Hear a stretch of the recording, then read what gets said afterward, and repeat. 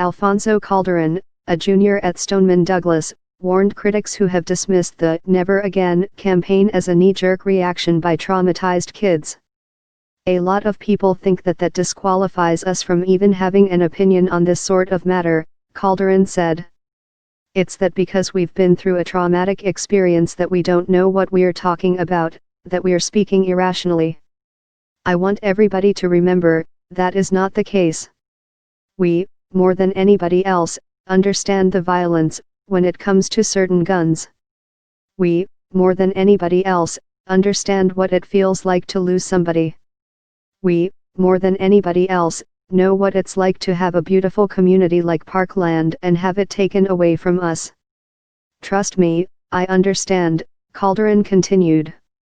"I was in a closet locked for 4 hours with people who I would consider almost family, crying and weeping on me, begging for their lives. I understand what it's like to text my parents, 'Goodbye. I might never, ever get to see you again. And I love you.' Although we're just kids, we know," Calderon added. "We're old enough to understand financial responsibilities. We are old enough to understand why a senator cares about re-election or not. We are old enough to understand why someone might want to discredit us for their own political purposes. But we will not be silenced." The students have drawn criticism from some conservatives who have accused them of being too young to understand the nuances of the gun control debate, or have suggested that they may have been coached, even going as far as to label the well-spoken survivors of the massacre crisis actors. Should the media be promoting opinions by teenagers who are in an emotional state and facing extreme peer pressure in some cases? Former Fox News host Bill O'Reilly tweeted. "Their sorrow can very easily be hijacked by left-wing groups who have an agenda," former GOP Representative Jack Kingston said on CNN's New Day on Wednesday. "Do we really think 17-year-olds on their own are going to plan a nationwide rally?" Lorenzo Prado, also a junior at Stoneman Douglas, said he was inside the sound booth in the school's auditorium when the bullets began to fly. Prado said he was initially mistaken as a suspect because he was nervously pacing back and forth, and his clothes matched the description of the alleged gunman, 19-year-old Nicholas Cruz. He said he was detained at gunpoint by members of the SWAT team. "I thought they were here to rescue me," Prado recalled.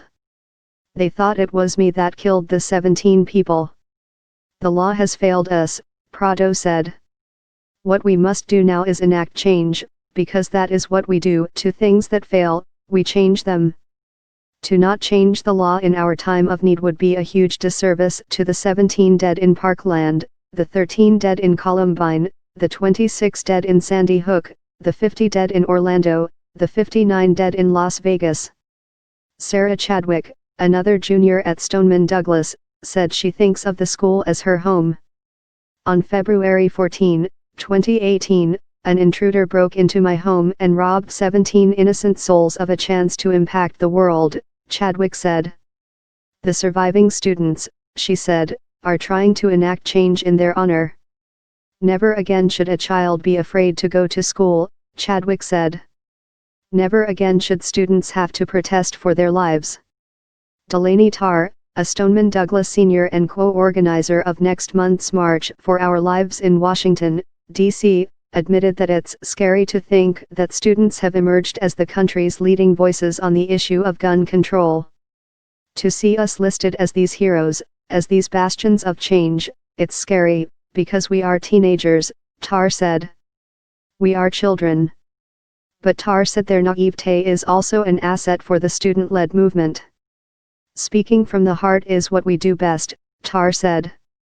"It is based in passion. And it is based in pain. Our biggest flaws, our tendency to be a bit too aggressive, our tendency to lash out, things that you expect from a normal teenager, these are our strengths. We've had enough of thoughts and prayers," Tarr added. "We are coming after every single one of you and demanding that you take action, demanding that you make a change."